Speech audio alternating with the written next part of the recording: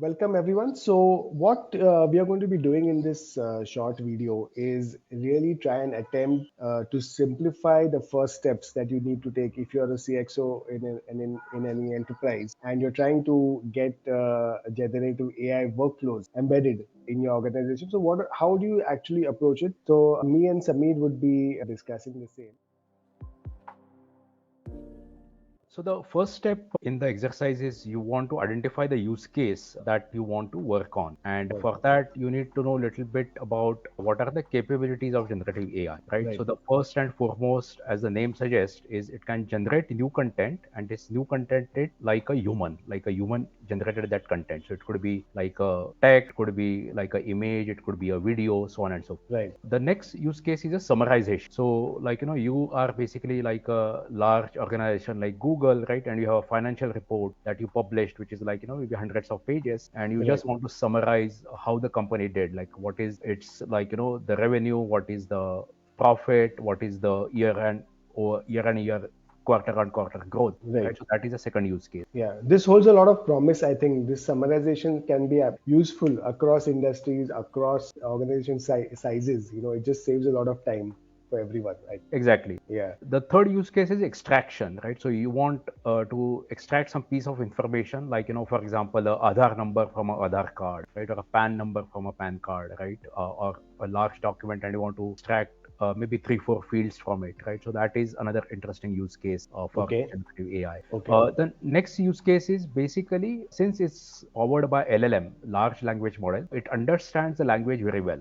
So what you can do is you can have a natural language like interface for any of your systems. So your system is a CLI, like for example a CLI for a network device, right? It can be very mm-hmm. complex. It would be like hundreds of lines. So Okay, all that you could tell this system is like set up my load balance, and it will generate that like 100-line CLI for you. So right, which is what you can do with this for any of the systems that you want to have. right, right, And the last but not least, which is kind of well known, is automation, right? I mean, all these mundane sort of regular tasks that you do can be right. automated easily by generative AI. Right. So, Samir, would I be right in saying that when it comes to prioritizing these use cases, one would typically start with use cases which are dealing with internal application, and then you move on to customer facing applications. Would I be right in saying that? Yeah, exactly. And one main reason you may want to do that is because the sort of accuracy or the value that is given by these use cases is kind of subjective, right? So you may want to evaluate it yourself on your data, your systems before you kind of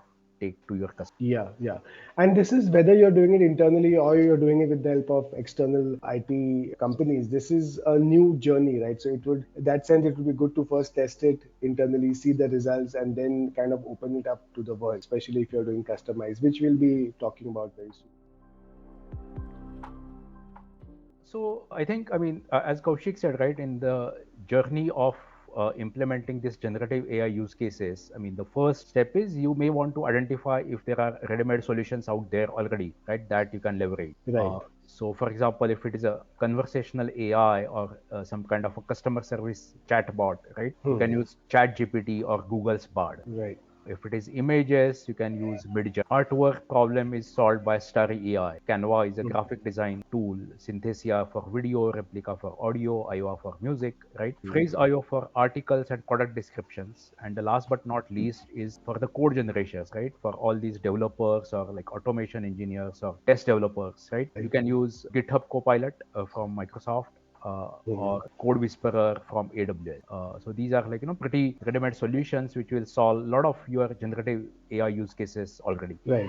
So maybe the message here is that we're saying that a lot of these product companies are, best of the breed, and they kind of already would have embedded Gen AI into their respective workflows. So if you're trying to make a beginning, this is a good place to start. You can actually use any of these examples, and that's a good way to start your journey with respect to generative AI. Yeah, that's right.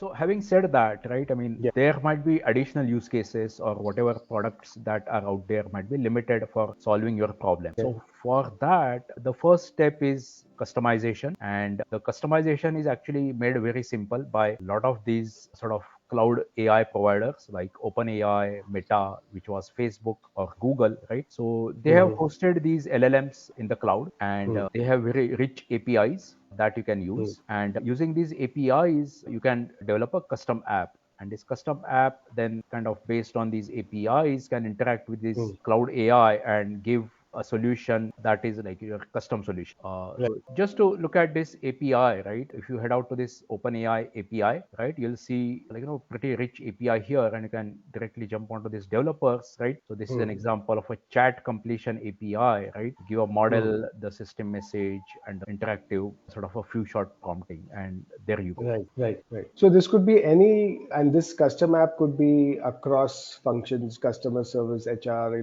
whatever is, wherever you want to start your Gen AI journey, you could build custom apps across these functions, right? Yeah. And you can, so is there, okay, I was going to ask, how do we actually decide which of the cloud APIs we should use? But I just realized you actually have a slide. Yeah. So basically, if you look at these three models, like ChatGPT, which is from OpenAI, which is very widely used, right? Its focus is mostly text so far. The GPT-4 that they recently launched has a little bit of Hmm. visual support in it. And the kind of philosophy of OpenAI is to partner with other companies like Microsoft and others to kind Yeah, of build an ecosystem around this. The Gemini is the model that was launched by Google recently. Its kind of, motto is democratize AI worldwide. And its second motto is multimodal. So it's not just text, but it can do audio, visual, video, right? It can do all those things. right. And its kind of ecosystem is Google itself. So their kind of model is that they integrate with lots of other Google applications to give that end-to-end capability. Okay. So does that mean, Samit, one question here, which I think a lot of the viewers also would be having, is that so I need to be in the Google ecosystem then? I need to be using something like G Suite and to really make use of Gemini, since you said it uses apps of Google. Yeah, so mostly that is true, though they have a kind of little bit of API. So with the API, you can even Right. integrate with other ecosystems. Okay, okay, right. And this multimodal, can you give us an example, like what would be a example of a multimodal kind of implementation Yeah, company? so apart from chat, for example, you could give like a description of an image, and then it will generate Hmm. an image can generate a music for you, right? I mean, that is kind of a multimodal. It's not just text, but it deals with other media as Right, right, cool. Yeah. yeah. So then, I mean, since Gemini's kind of vision was democratize AI worldwide, needless to say that it is cost effective for many languages, including Right. Japanese, Korean, right? One bit of focus of these models, right? I mean, the ChatGPT is again widely used, but it kind of also caters on mobile, right? Llama, which is from Meta, Facebook, its kind of Hmm. focus is on server. So Hmm. if you are doing pretty intense server intensive applications, then it's a good model to use. Okay. Google's strategy has been kind of a web, right? So, I mean, it's kind of a web only strategy. However, the nano version of Gemini also works on a mobile. Right, right. So, is there any kind of, like, if I could say, cheat code here? Basically, if I'm a IT head and I'm trying to understand which of these we should use for the Gen AI application that I'm building. So, one is, yes, if I have multimodal inputs right now, as you said, Gemini is most suited, Right. right, for this. Apart from that, in what scenarios do you think? Can you give an example of where Llama would be like the first choice? Right. So, I mean, say for example, if you look at Llama, right, it has no API support, right? So, I mean, obviously, if you want API, you cannot use it, right? Hmm. It's primarily server model, right? So, I mean, if you are doing internal application where maybe you have lots of data you want to summarize, right? Or you Okay. want to kind of interact with that data, which Right. is kind of in-house, right? I mean, that could be one example where you may want to use Llama. Okay, great. Fine. And all of these, I think out of these, Llama is an open source one, right? Apart from ChatGPT and Gemini are commercial right now. That's and again one kind of a minor thing, but which can be important is ChatGPT is the only one which has online support. So I mean, if you run into any support issues, Oh, then okay. ChatGPT Llama still doesn't have it. So like I mean, primarily you should try to if it doesn't fit the bill like a multimodal, right, or a Yeah, non-English languages, you may want to use Gemini, and for right. pure heavy server side heavy lifting, you may want to use Llama. Okay, great. That's pretty useful. So moving on with these models, right? All these Yeah. models kind of are proprietary, right? I mean, the Gemini and the ChatGPT, right? Now there is kind of a new breed that is coming up of these models, which are open source LLMs. I mean, LLaMA kind of Okay. paved the way, right? And the motivation of this is like, all these cloud AI models, they are kind of very hungry in terms of resources, so you need a lot of resources, right? Secondly, your policies of the organization may not allow a public cloud, right? Because maybe Right. you want full control on the data or how you want to perform your action. So in that Right. case, these proprietary models may not be useful. You may want to consider open source LLM, right? Yeah. Yeah. Maybe if it is, for example, health data or things like that, maybe. Right, or a Yeah. bank, right, The which has a bank. Yeah. policy That's the point. against Yeah. like a public cloud, right?